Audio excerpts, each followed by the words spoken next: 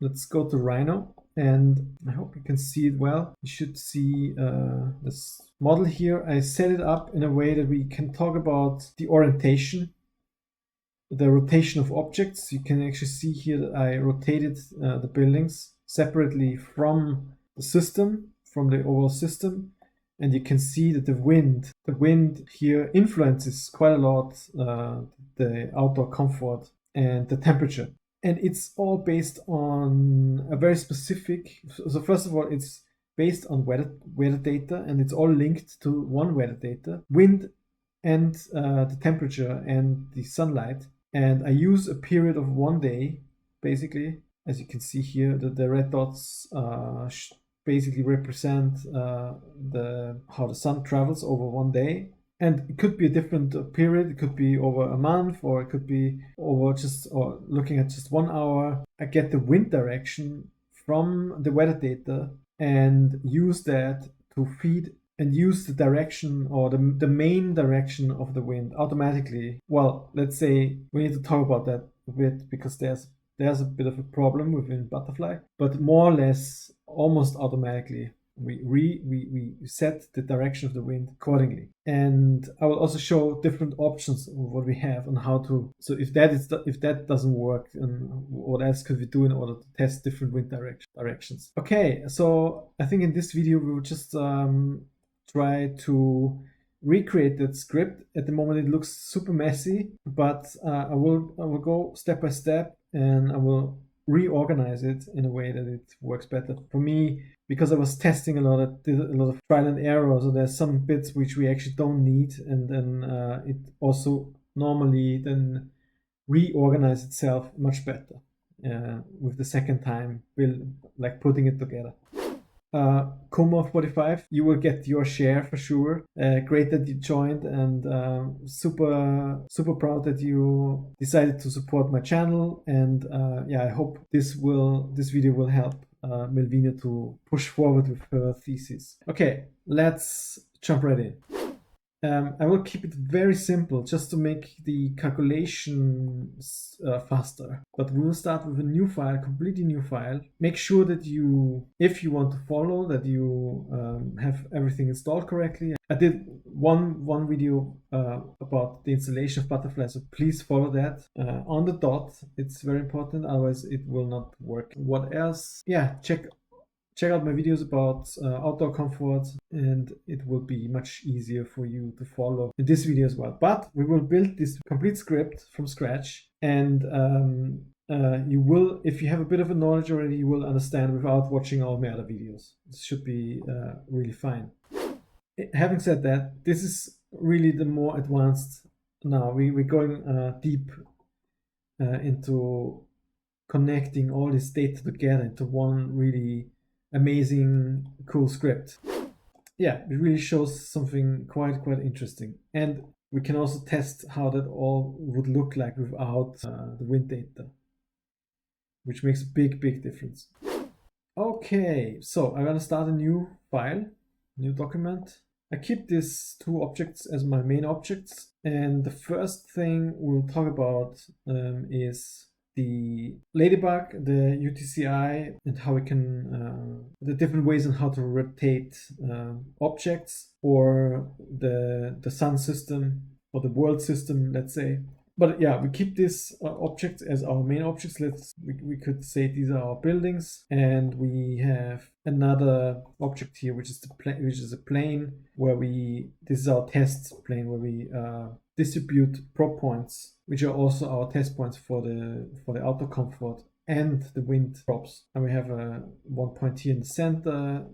I will explain right away what this is all about. But let's start with the world system and the weather data first. So we setting up a very simple UTCI test with the period. We're setting a period so we can adjust the period, and I show you that the advantage of having the new Ladybug tools compared to the old Ladybug tools, because there is a significant improvement to how we deal with data in a much more faster way, especially when we talk about periods. So okay, to get the first thing we need is the Ladybug download weather data. This is pretty much what we always do. You could also download a weather file and then have it in a folder. That's also totally fine. I like this, and I know that it's not working everywhere the same way, but please ask if you have any issue. We can either provide the URL for the weather data, or we download the weather data and put it in a folder. So this is the two ways. And actually, we don't need that really. If we have the weather data in a folder, we can also just provide the folder and put it in here, and provide the folder URL in here, and that's totally fine. With this, we can actually look up weather data maps on the weather data. We could look up weather data, either the e+ weather data on the e+ weather data map. Let's do that. We just need a toggle. Set this to true. It's already opening up.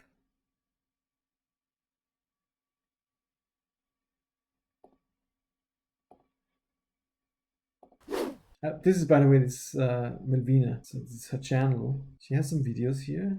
Actually, this JVK masterclass presentation is quite interesting. Give it a try, have a look. And she also visited Europe. But yeah, I think at the moment she focuses mostly on her thesis. I just choose any weather data. It doesn't really matter. Maybe I go here and say copy to clipboard. I can place that here. If this happens, if this turns red, then there is a problem with the weather data. So let's try something else.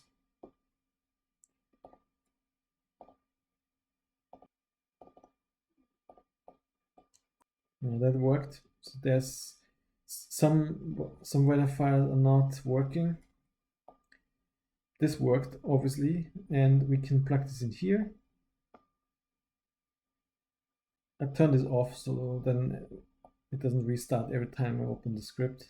And if I need a new weather data, I can just go in here and click on true and can download another one. So one of the most important informations here at the beginning is the location. With that, we can do several things. For example, we can visualize several things already. First of all, we need the location for several of the tools, but we also can visualize, for example, something very simple would be the windrows. So we could take this. Oh, actually, no, we don't need the windrows. Interestingly, we don't need the location for the windrows because we only need the wind direction, wind speed. But yeah, we could go here and say wind speed. Funny, it's written data and then wind direction is a bit weird, but that's what we have to put in here. And you can see, okay, this is now the windrows for a whole year with the wind speeds. Actually, it's relatively like slow wind. It's not too strong. The velocity of the wind is not too high, really. It's all within reasonable amount. But what we can also look into here is we can look at the prevailing angle of the main wind direction. If we get the panel here, then we get this 240, which is, I guess, around here. So this must be the main wind direction. It's always counted from north against with the clock. So north, east is 90, south is 180, west is 270, and north is 360, and back to zero basically. If we don't want to have this here in the middle, we can choose a point, center point. Ideally, let's do it with the point, center point, and we can feed in a point. I have a point here from the previous script, so that way we can move this thing around wherever we want. But this is the angle in degree. So that's very important to remember. We will need that later. So this is one thing. If we However, if we want to create a period, now in the previous Ladybug tools, period was selected out of within the tool itself. So we fed in all the data from 1 year into a tool. Let's say the windrows, and then from there we limited to a certain period. In order to speed up the process, we actually apply period right at the beginning. That means much less data is processed within a certain tool. So how to do that? We can first of all go here and say we can create an analysis period as we did it in the past. So we create a start month, and you can see when you hover over this, it always tells you on what is the range of that input. So it's from 1 to 12.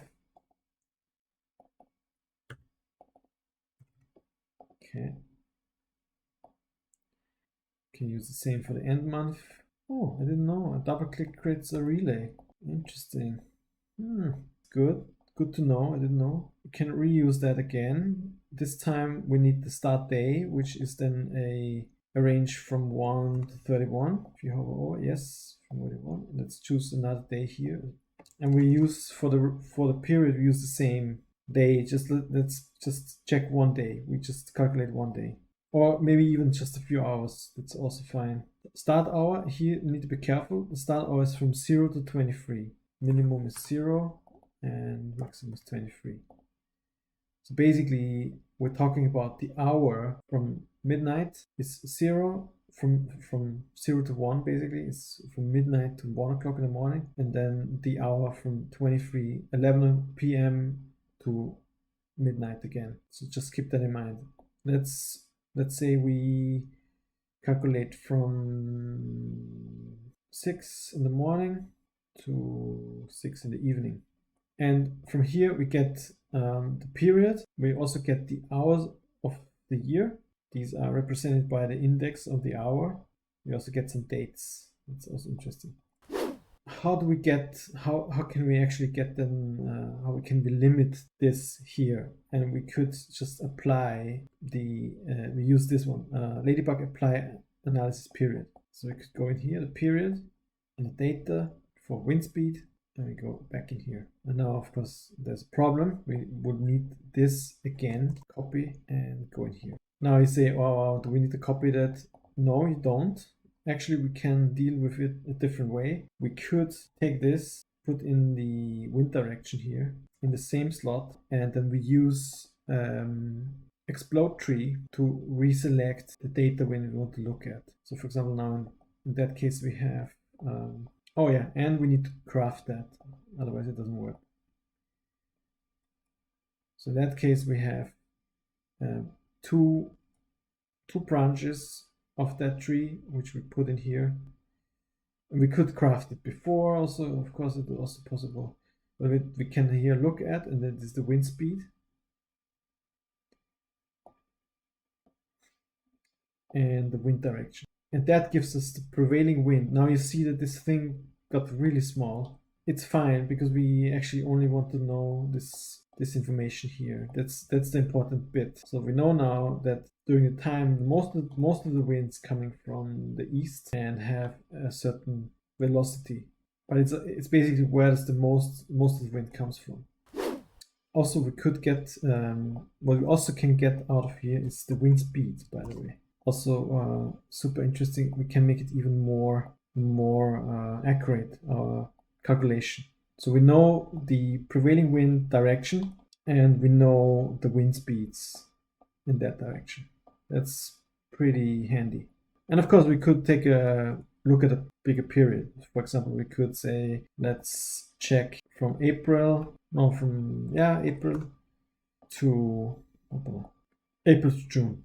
And then we have a bit of different wind speeds. So our maximum wind speed is actually much higher, but most of the winds are actually coming from this direction here, northeast. Okay, so this is already quite useful.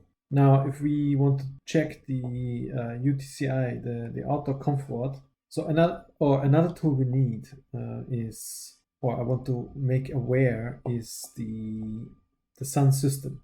or the north. So there are two tools. One is the north compass.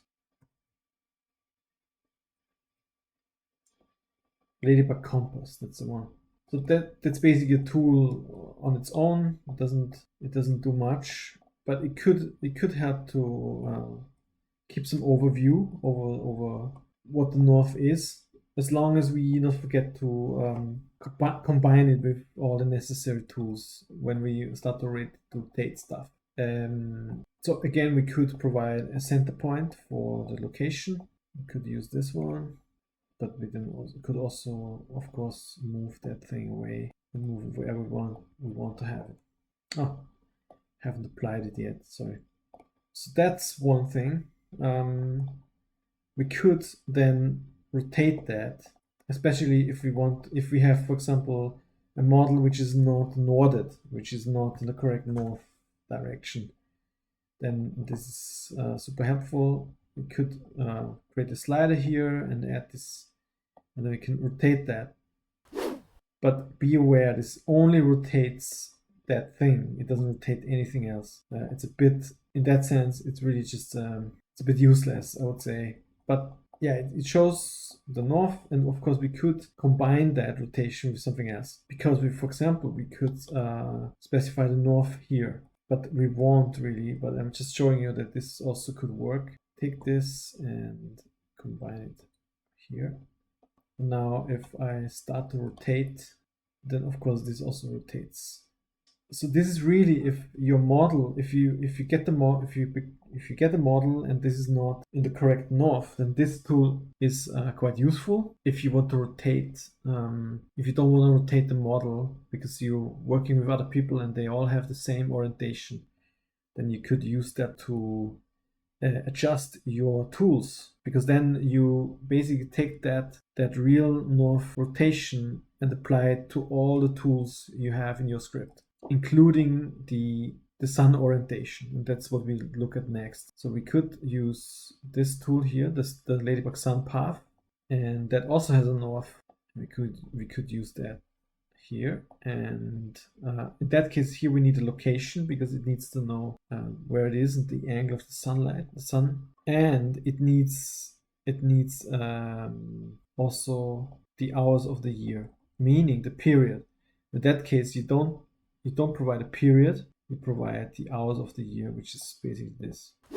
We're very close to the equator, that's why the sun doesn't move that much on the sky. In summer it's more now north, and then in winter it becomes more south. But yeah, I hope you get the point. That means now if I rotate again, and let's simplify the hours again, or the period, because it starts to become a bit lagging. So I go back here to 6 June, the month, 19 the day, and the start hour is 6 in the morning and the end hour is 6 in the evening. So it's, you can see it actually here, the sun path. And of course you could add I don't know, a circle or a sphere in order to show the sun. These are the sun points. You could add, for example, a sphere. Do we have anything? We have a sphere. You could add a radius. Yeah, so that's one way. It could be one way to work with. We just continue. So we have this set up. We have the data. We have the weather data. We have the analysis period, and we splitting the data, or we creating this period and applying it to the data, and then we branch out our data back into whatever tool we need. And here it becomes already a bit messy. So I'm wondering if I should put this up here and this here to show my weather, the sun path. Combine that, and we can give it a name.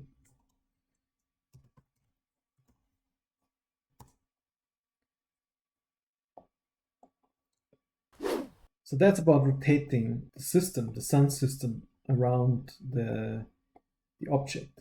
And that we should only use when we don't want to rotate our model.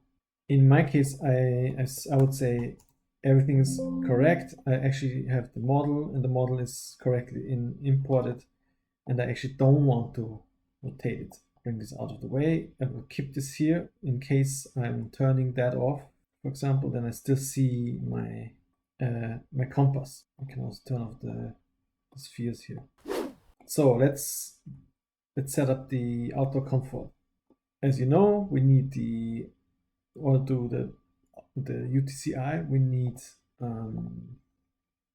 here Ladybug UTCI comfort. There's indoor comfort and so on, but this is the UTCI for outdoor comfort calculation.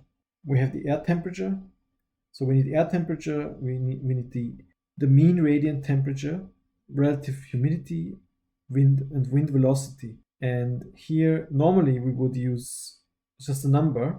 We could, for example, then take the wind velocity, and we know, okay, it's highest is 2.6, but we don't know the actual direction of the wind. That's the big difference. That's the big difference this script will do at the end. It will give us an output, but it won't be as accurate as with the wind data, which is then the incredible bit. Air temperature. So now we have the problem. Let's put this all in here. We might need to reshuffle things, and other things might not work. But basically, the air temperature is, we can use the dried pulp temperature for that. We put this also in here. Put what else do we need? The mean radiation temperature. That's a different thing. We need to calculate that. The relative humidity, we need that. This is this one here. And we need the wind velocity. We have that already, and so on. So that's fine. Now we need to have more output slots. So we can just create more output slots. And let's see what was this. This is the wind speed still, and this is still the wind direction. Perfect. The dry pulp temperature. Basically, it's the same order we applied, or we plugged it in, and the relative humidity. And the wind velocity has I think it's has already a default level, so we wait with that. We don't need that now. And we could run that.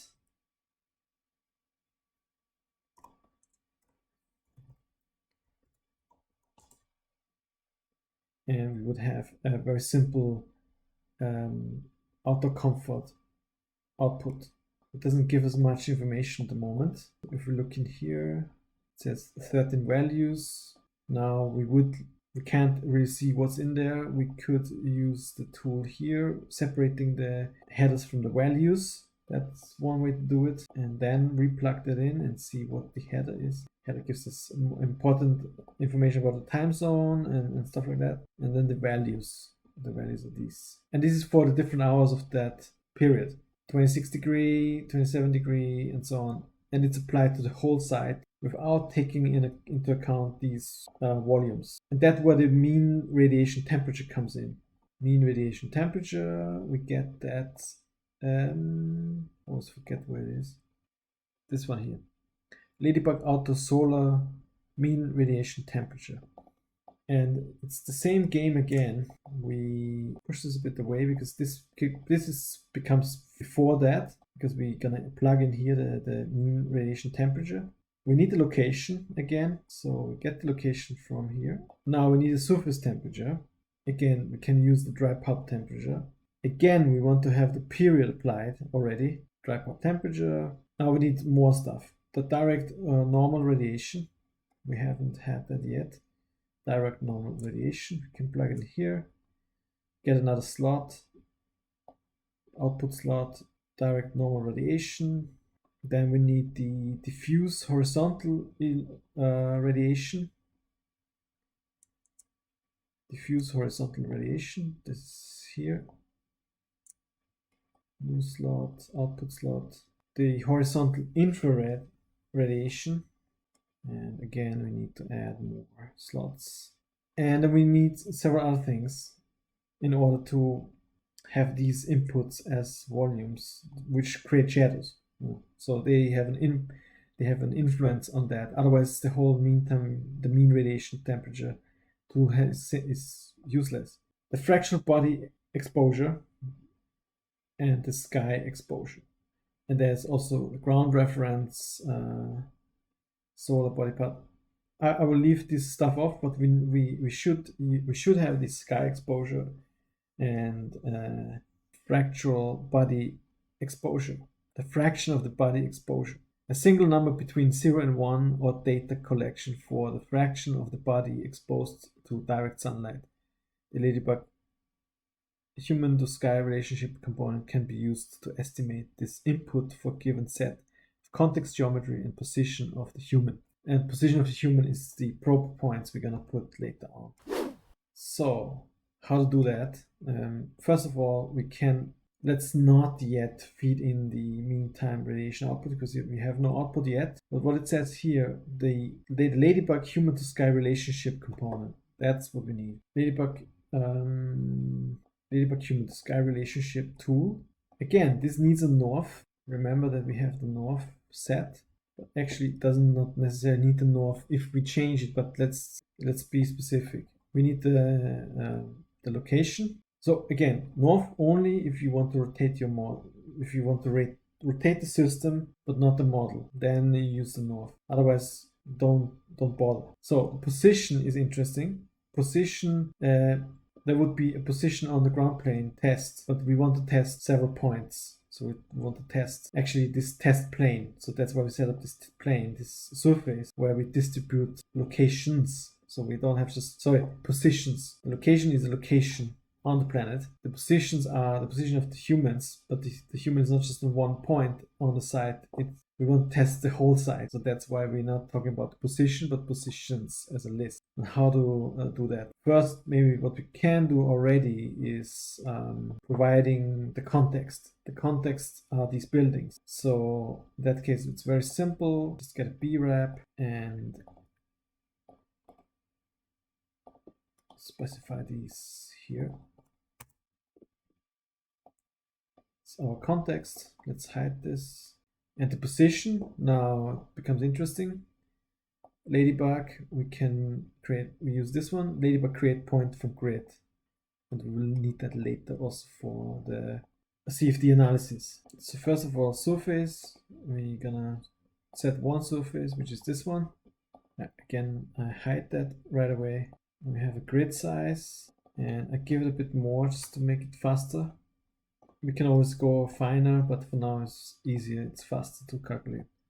So these are my calculation, my probe points basically. These are the points I want to test. And it also gives me a mesh, which I can then color with my output. The mesh points are the position, that goes in here. Point count, let's not deal with it. Height is, it sets the height of the points. The default is 1.8. CPU count, don't worry about it now. Let's keep this here because we need that.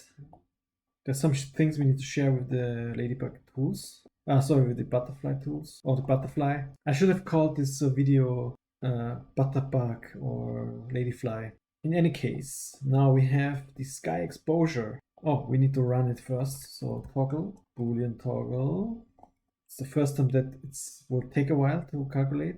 The more points you have, the longer it will take. And yeah, it actually takes relatively long. I also have to say I'm here on the laptop, and the laptop is a bit slower. Okay, that was done. I will try to not play with it again. Also see that it applied the height of the person, the 1.8 meter for these elements. And we could also hide this here so it's less messy. Sky exposure, that is now a list. Totally fine to use that right away. It has 224 values that can go in here. And we have also the fraction body exposure. The problem here is that we don't have a clean list, so that's an issue. So if we look at here, it's a bit of a mess. And what we also, because it basically, this although gives us a list for each point and one value for each point, this gives us many values for each point. It gives us basically for all the hours of the period.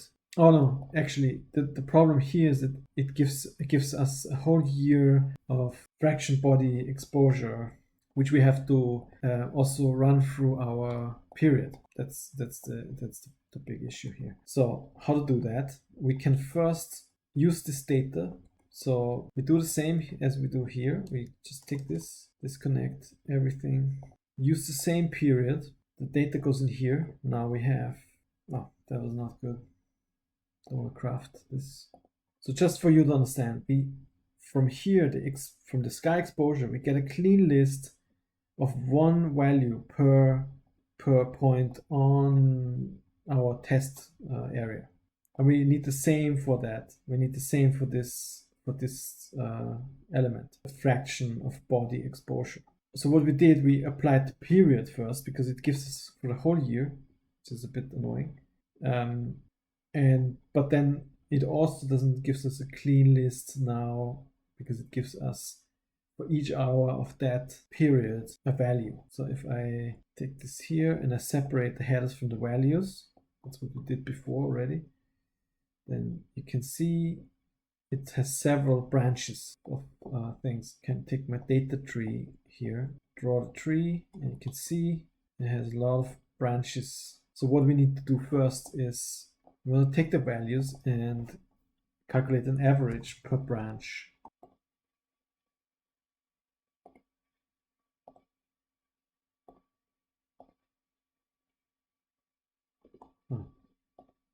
Sorry, no, actually we don't need this flatten here, but we need to flatten it here, flatten. So that now we have only one list for each of these, the pro points, an average of these points. Where it ever says 0, it means that this is where the boxes are standing on.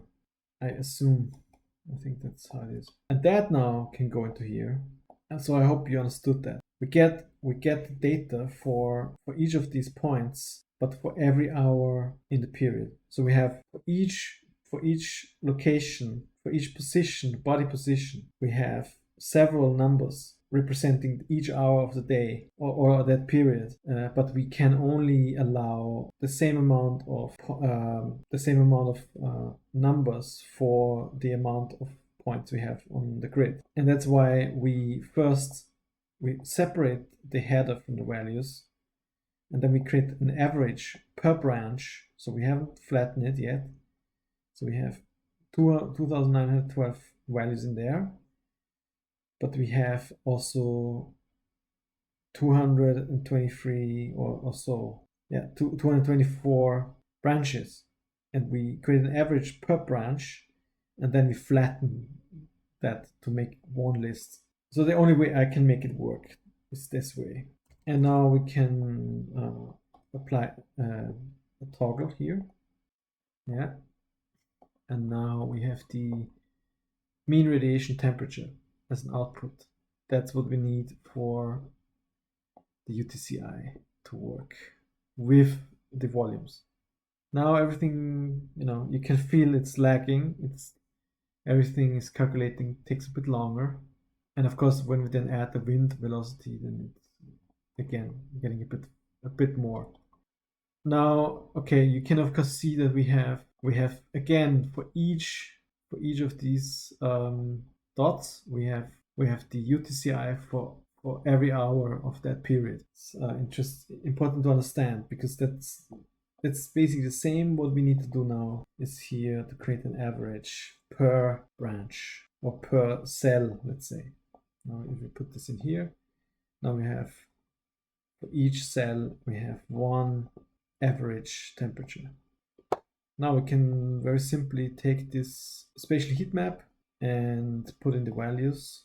We need to flatten the values again, sorry, it's also important, flatten. When we add this here, and we can use the mesh cells in here, and we get the UTCI heat map with the perceived temperatures. Super hot, but where there's shade it's a bit cooler. It's actually amazing in how simple that looks like in comparison what we're going to look at when we apply the wind. So that now it becomes really interesting. Before we do that, a quick excursion into rotation of objects, because instead of rotating the world, I could also rotate the objects. Let's do that. So we could apply a rotation, rotate the geometry, and we need to make sure that we understand that this that the rotation is in radians and not in degree. It's a bit annoying. And the rotation plane, and the rotation plane can be also a point. So we could, if we say we want to rotate it on the center or a certain point, then we can specify that here. So we could either set the point with coordinates, or we can set the point here. And I would almost say we want to have it in the center of the tree, or let's put it to 0, 0, 0, and then this is our point or plane.